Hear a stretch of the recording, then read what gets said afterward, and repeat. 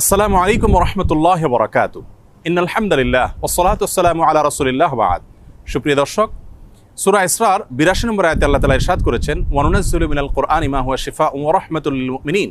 যার অর্থ হলো, আমি কোরআনে কারীমের এমন সব আয়াতসমূহ, সূরাসমূহ নাজিল করি যার মাঝে রয়েছে ঈমানদারদের জন্য আরোগ্য লাভের মাধ্যম এবং তাদের জন্য রহমত তথা আল্লাহর পক্ষ থেকে করুণা।